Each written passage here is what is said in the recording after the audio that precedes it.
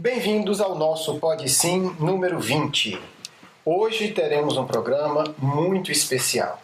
Estamos concluindo a nossa série de 5 programas sobre a Ivone do Amaral Pereira e, em particular, a obra Memórias de um Suicida. Hoje temos uma entrevista com a Tilce, amiga de Ivone Pereira, que mora em Santa Catarina. Nós estamos aqui falando de Fortaleza, então foi uma entrevista gravada por Skype, onde ela vai nos contar vários aspectos interessantíssimos da vida dessa grande médium. Na entrevista ela vai falar sobre a postura de vida como pessoa da Ivone, dos desafios que ela trouxe para a última encarnação, tendo sido suicida, os desafios da família e certamente a solidão que ela enfrentou para cumprir sua missão. Vai falar também coisas muito interessantes, do encontro de Ivone Pereira, um encontro rápido, mas revelador, com Getúlio Vargas, um dos nossos famosos presidentes da República. E também vai falar de 3 obras que a Ivone Pereira falou para ela que deixou com a Federação Espírita Brasileira para ser publicado no futuro. É uma entrevista muito interessante, eu peço que vocês tenham muita atenção ao ouvir. No meu ponto de vista, modesto ponto de vista, uma entrevista histórica, que vale a pena ser ouvida com muito carinho. Antes de começar a entrevista, eu quero agradecer a todos vocês, amigos e amigas, que têm se tornado assinantes do nosso blog. Isso nos dá muita alegria, muito incentivo. Também agradecer àqueles que têm nos enviado e-mail, perguntado como ajudar. Em breve nós publicaremos alguns vídeos e um manual falando dos projetos, dos trabalhos do Grupo Marcos, para que cada um que esteja com tempo, com disposição, possa nos ajudar. A princípio, eu já adianto, nós não trabalhamos com doação financeira, mas queremos sim a dedicação de cada um na área que cada um tem para oferecer, seja com contribuição escrevendo, psicografando, ajudando a fazer esses programas na parte de edição, editoração de livros. Tem muito trabalho para todo mundo, na revisão de textos e etc, etc. Em breve esse material vai estar no nosso blog à disposição de todos que queiram conhecer melhor e ver se podem contribuir. Me despeço nesse momento, deixo vocês com a entrevista e volto no final para a nossa segunda parte. Um grande abraço a todos. Se você tivesse que definir a Ivone Pereira em 3 palavras, como é que você definiria a sua amiga? Amor, firmeza e dignidade de luta. Concordo 100%. Não conheci, mas por tudo que eu conheci dela, lendo, eu realmente concordo. Eu acredito que, graças a isso, ela deixou pra gente uma obra maravilhosa e um exemplo maravilhoso, Me explica uma coisa. Como é que você conheceu Ivone do Amaral Pereira? Como eu disse a você, desde criança eu quis conhecer, Mas eu fui conhecê-la realmente lá na Federação Espírita, junto com a nossa mocidade. Federação Espírita do Rio de Janeiro. E na época era no Rio de Janeiro. Mas você queria conhecê-la desde criança? Eu pensava nela desde criança. Porque a minha mãe, como eu te disse, a minha mãe sempre dizia que ela tinha sido grande amiga do meu pai e companheira de trabalhos no Grêmio Espírita de Beneficência. Isso no Rio. Só que meu pai... Não, em Barra do Piraí. Na Barra do Piraí, certo. Só que ele faleceu aos 39 anos e ela já não estava morando mais lá. A nossa mocidade, o nosso centro de Volta Redonda, foi convidado para ir à FEB. E lá eu pude conhecer pessoalmente a Ivone. Ela já com mais idade e eu ainda pelos 30 anos. Qual foi a sua impressão quando você encontrou pela primeira vez a Ivone Pereira? Um reencontro. Que maravilha. Como é que era o jeito dela?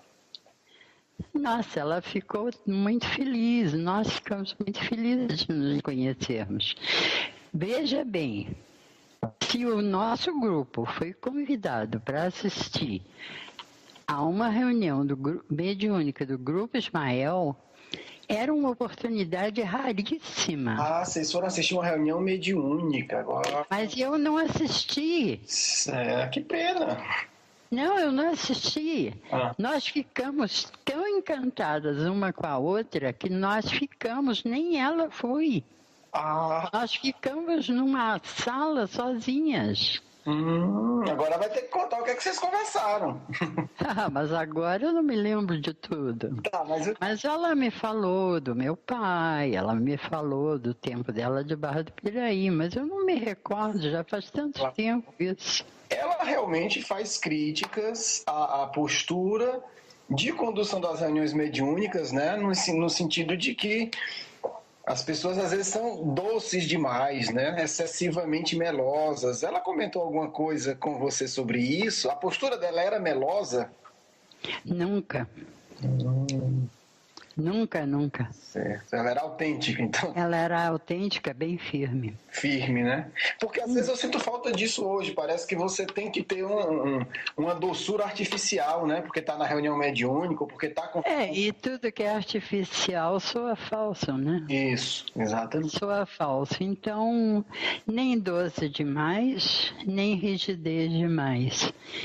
É bom você se lembrar também que Frederico Figner, que já foi presidente da Federação Espírita, quando ele era muito rígido demais com os espíritos. E quando ele desencarnou, ele se viu sem luz. E aí os espíritos diziam para ele, mas cadê a tua luz? Era tão valente, né? Você era tão valente, cadê a tua luz? Então é algo que ele teve que aguentar. Quer dizer, o meio termo, né? Nem aquela delicadeza excessiva, né? Mas também nenhuma rudeza, né? De jeito nenhum. E sempre tem que ter muito amor, né? E dosar esse amor nas palavras. Sim, com certeza. O que é que a Ivone falava do livro Memórias de um Suicida? Ela disse o seguinte, que se nada ela tivesse escrito, uma obrigação principal ela teria, que era escrever este livro. Justamente ela tinha porque... consciência disso, né? Assim, que a encarnação dela, uma das coisas principais era esse livro, né? Porque já em 2 encarnações ela se suicidou, né? Sim. Eu digo, mas é interessante ela ter essa consciência, né? Assim, Sim, na realidade ela não teve a bênção do esquecimento total do passado, né? Ela teve fora do comum a lembrança da maior parte dos fatos e dos erros que ela cometeu. Mas isso parece que ajudou ela, né? Ajudou ela a ter paciência, ter calma, né? Mas às vezes eu achava ela um pouco até meio áspera. No meio espírita, uns gostavam dela, outros não gostavam, enquanto ela era viva. Certo. Justamente porque às vezes ela era quase rude. Em questão mediúnica, de trabalhos de centro, de direção. Então, ela só frequentava as reuniões quando essa reunião tinha firmeza doutrinária. Sim. O que não ocorre realmente com a maior parte, com grande parte das sessões mediúnicas, né? É verdade. Hoje a gente tem esse problema, né? Que ela já na época já detectava, né? Não, ela percebia tudo. Ela tinha todos os tipos de mediunidade, né? Como eu te falei um dia, ela passando numa das ruas do Rio, encontrou Getúlio. Getúlio sorriu para ela. Ela observou bem ele, bem mesmo, profundamente. Não viu um único sinal de suicídio. Olha, que coisa interessante. E é um assunto que realmente ela entendia, né? Assim, de viver. E ela realmente conhecia os suicidas. Mas não era assim um conhecimento superficial, né? Um conhecimento profundo. Ela via com profundidade. E na hora que a gente estava conversando, né, assim, numa boa, primeiro na varanda, mais tarde nós fomos para o quarto dela, mostrou a mesa onde ela havia escrito os livros, e ela inclusive dizia que os espíritos apareciam, o espírito que ia dizer o livro levava ela para vivenciar primeiro, para que pela manhã ela voltasse e escrevesse o livro. E um dos livros que ela recebeu foi até uma tarde. E ela tinha olhado no relógio um minuto antes. Quando ela voltou, viveu todo o drama, ela percebeu que tinha se passado apenas 15 minutos do nosso tempo. Deus do céu, ele viu tudo, né? Viu a história toda do livro já. Tudo. A Ivone Pereira foi extremamente corajosa até no planejamento reencarnatório, né? Porque a família que ela reencarnou não era uma família de afinidade espiritual profunda, né? Não. O pai, você já sabe, era o antigo obsessor, era o antigo amigo e depois grande obsessor dela. E esse veio para ser o pai dela. Mas eles não tiveram uma convivência muito ruim, não. Não, eu digo o desafio, né? De você reencarnar. Um desafio. Espíritos que... E a mãe, ela não fala muito. Mas a irmã, na época que o Carlos era irmão dela, sim. Tá? A irmã viu toda aquela desgraça que ocorreu com a família dos Huguenotes, que era do marido, que era do noivo dela. Então, naquela hora, ela parou no tempo. O Carlos já era um espírito com uma certa evolução. Depois ele veio com o Charles, já com mais evolução ainda.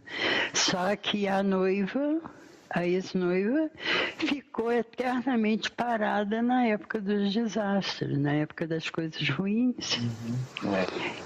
Então, quando ele se libertou totalmente e que foi procurar ajudá-la, foi muito difícil.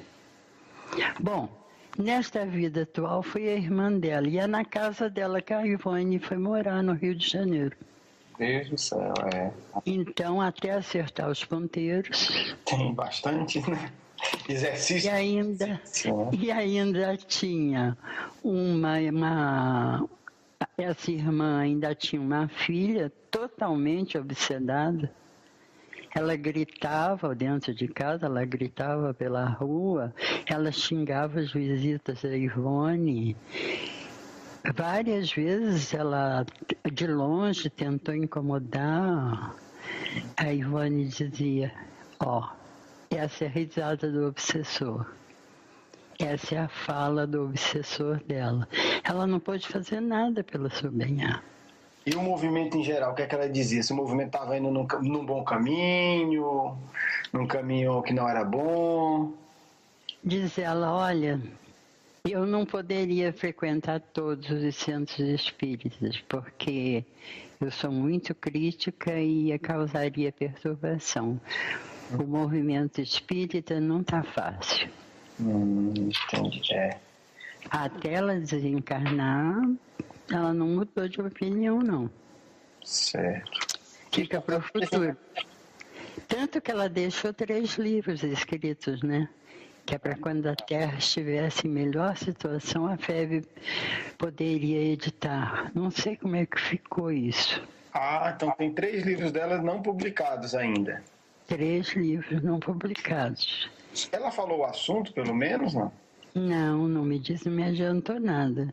Diz ela que não era livro para a época de prova e expiação da Terra.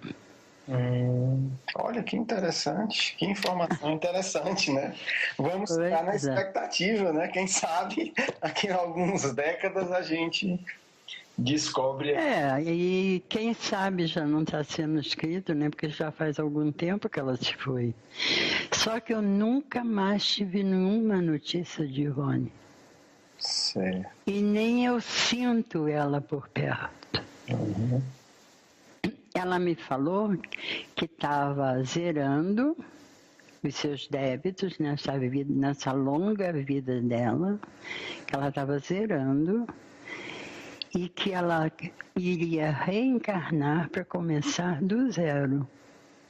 Então está zero em relação talvez aos erros do suicídio, imagino, desses tipos de erro. De todas as coisas que ela fez no passado. E aí, mas... Ela ia começar do zero. Feliz dela, que já pode começar do zero, né? E já é uma conquista imensa. A gente não sabe quando isso vai nos acontecer. Exatamente. Já é uma conquista imensa. Mostra a lucidez dela, né? Quer dizer, apesar de toda a obra que é grandiosa, ela nunca, né, pelo que você fala, nunca se colocou como alguém iluminada, né? Alguém que tivesse superado tudo. Não. Pelo contrário. Ela sempre nem era tão simpática assim a esse ponto, sabe? Sei. Não, ela era meio rígida e às vezes meio braba também. Ah, é? Conta uma história pra gente da banda. Às vezes meio braba também. Conta uma história aí pra gente entender como era essa valentia dela. Que às vezes quando ela começava a falar muito, eu dizia, calma, Ivone, calma, também não é assim. Eu sei que você está certa, mas eu ainda tenho esse defeito.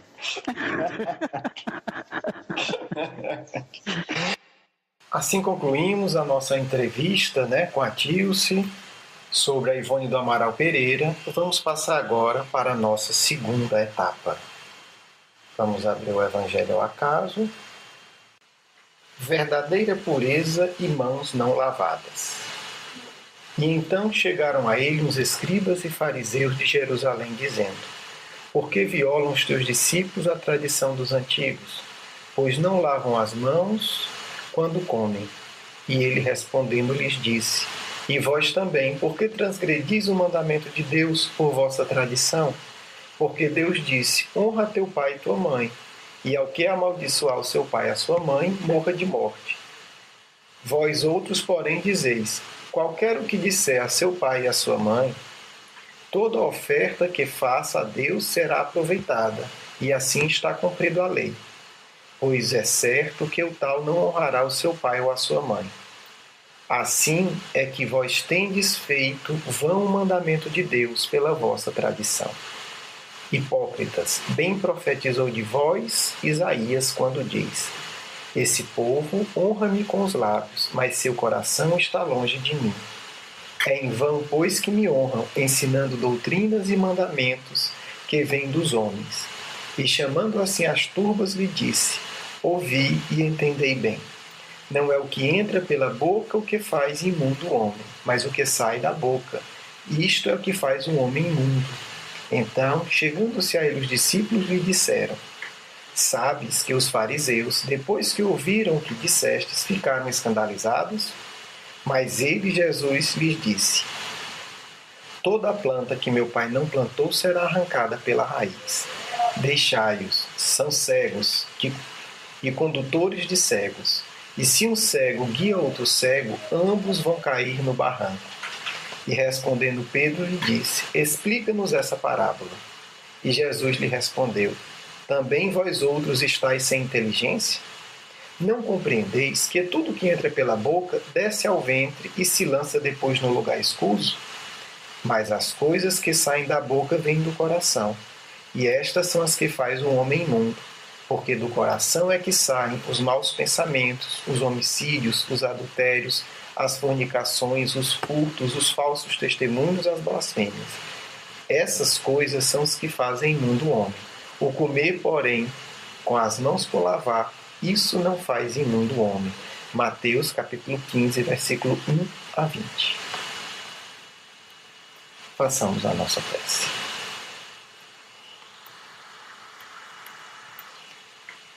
Jesus amado, te rogamos, Senhor, teu amparo e o amparo dos bons espíritos, que nesse instante possam nos envolver, orientando-nos, ajudando-nos, preparando-nos para a etapa da comunicação psicofônica de nosso trabalho.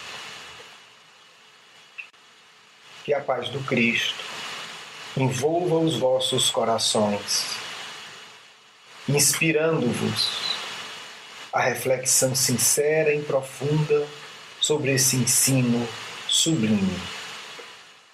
Não é, meus amigos e irmãos, a conduta externa que vos tornará espíritos bons.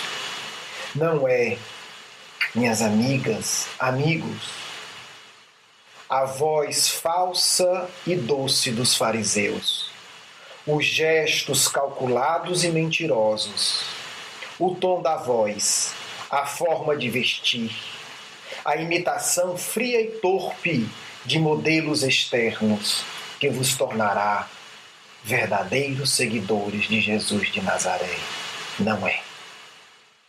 É a honestidade, é a franqueza, é inundar-se de verdadeira compaixão pelos que sofrem, é saber sofrer com os que mais sofrem do que nós, é saber com dignidade enfrentar a própria luta interior na sublimação das próprias energias. Irmãos, o fermento dos fariseus invade o movimento do Consolador. Cuidado com as vozes melosas e superficiais. Amai a sinceridade. Amai os vossos testemunhos. Amai o vosso Mestre.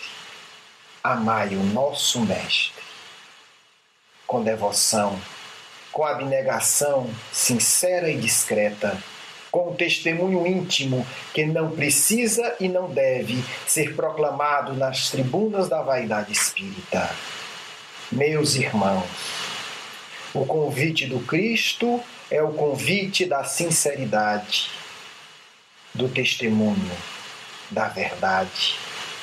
E não poderei jamais trilhar o caminho da verdade com as capas da mentira.